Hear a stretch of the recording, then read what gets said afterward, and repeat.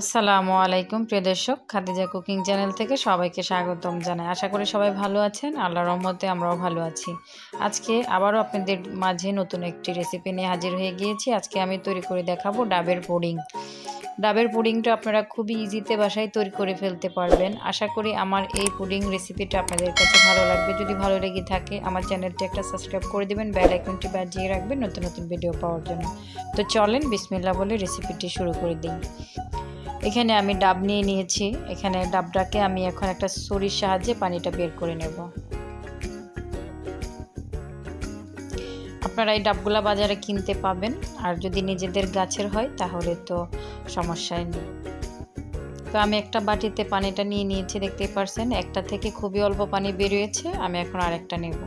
দুইটা ডাব হইলে মোটামুটি আলহামদুলিল্লাহ একটা পুডিং, ভালো বড় মাপের একটা পুডিং তৈরি করে ফেলতে পারবেন। তো আমি এখানে দুইটা ডাবই নিয়ে নিয়েছি। একটা থেকে অনেক বেশি পানি বেরিয়েছে, আর একটা থেকে অল্প। একটা নারিকেল হয়ে গিয়েছিল, আর একটা কচি ডাব ছিল তাই। তো এই পাত্রে আমি এখন এখানে একটা পাতিল নিয়ে নিয়েছি, দেখতেই পারছেন ননস্টিকের পাতিল নিয়েছি। এখানে আমি ছেঁকে পানিটা আমি ছেঁকে নিব। দেখতেই পারছেন আমি পানিটা ছেঁকে নিচ্ছি, যাতে করে আমার ডাবের ভিতরে যে কোচা কাঁচা ময়লাগুলো ছিল এগুলো আমি বের করে ফেলবো। এখন আমি এই পানিটার মধ্যে অ্যাড করে দেব চিনি। আপনারা চাইলে চিনি দিতেও পারেন, নাও দিতে পারেন, তাতে কোনো আপনাদের ব্যাপার। মিষ্টি যেরকম খাবেন সেরকম অ্যাড করবেন। তো এখানে আমি দিয়ে দিব আগার পাউডার। এখানে আমি 3 টেবিল চামচ নিয়েছি আগার পাউডার। এখানে দুইটা ডাবের মধ্যে আমি 3 টেবিল চামচ আগার পাউডার অ্যাড করেছি। এটাকে ভালো করে নেড়েচেড়ে আমি মিশিয়ে নিয়েছি। এখন আমি এখানে একটা ডাব, কচি ডাব ছিল, দেখতেই পাচ্ছেন। কচি ডাবের এই চামচের সাহায্যে আমি এটাকে ভালো করে বের করে নিয়েছি পোড়াটা। এখন এটাও আমি এখানে ঢেলে দেব। অপচয় করা ভালো না, তাই আমি এই জিনিসটা এখানে একবারে রান্না করে ফেলবো। দেখতেই পাচ্ছেন আমি কিভাবে করতেছি, আপনারা সেম প্রসেসে করবেন। তো প্রিয় দর্শক, আমি এটাকে ভালো করে নেড়ে চেড়ে দিয়েছি। এখন আমি এটাকে চুলায় বসিয়ে দিয়েছি। এটাকে আমি ভালো করে বলক উঠিয়ে নেব।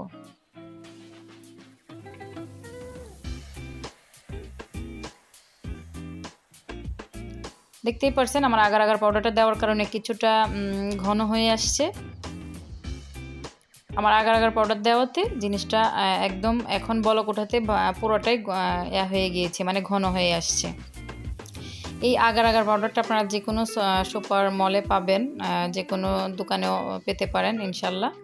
তো আমি এখানে নারিকেল নিয়ে নিয়েছি, এটা চামচের সাহায্যে দেখেন আমি এটাকে কুড়াইয়ে নিচ্ছি। আমার কাছে কুড়ুনি ছিল না, তাই আমি চামচের সাহায্যে এটাকে লম্বা লম্বা করে নিচ্ছি। দেখতেই পারছেন আপনারা যে কোনো কিছু সাহায্যে এটাকে করে নিতে পারেন।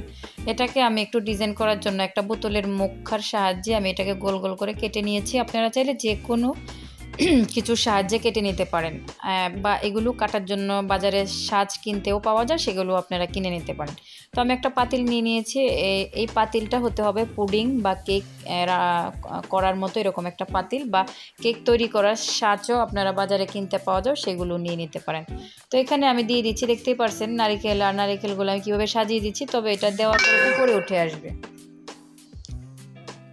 তো প্রিয় দর্শক, দেখতেই পারছেন আমার নারিকেলটা উপরে ভেসে গেছে। আপনারা এটাকে সুন্দর করে একটু সেট করে নেবেন, উপর দিয়ে চামচ দিয়ে লাড়া দিয়ে একটু ভালো করে সেট করে নেবেন।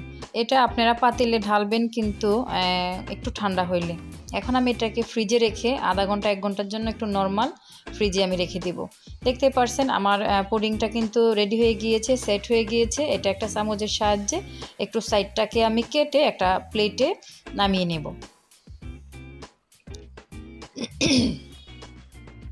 প্রিয় দর্শক, দেখতেই পারছেন এই পুডিংটা কিন্তু খুবই ইজি, আপনারা ঘরে খুব সহজেই তৈরি করে ফেলতে পারবেন। যে কোনো মেহমান অতিথি আসলে আপনারা এই পুডিংটা তৈরি করে দিলে খুবই ভালো, আপনার রান্নাকে খুবই ভালো প্রশংসা করবে আশা করি। তো সামনে যেহেতু গরম চলে আসতেছে, এই রেসিপিটা আপনারা গরমে তৈরি করে খেলে খুবই ভালো লাগবে আশা করি। ঠান্ডা ঠান্ডা পুডিং খাওয়ার পরে ক্লান্তিটা দূর হয়ে যাবে। কোনো মেহমান অতিথি আসলে আপনারা এই রেসিপিটা খুব ইজিতেই তৈরি করে ফেলতে পারবেন। আশা করি আমার এই রেসিপিটা আপনাদের কাছে খুবই ভালো লাগবে।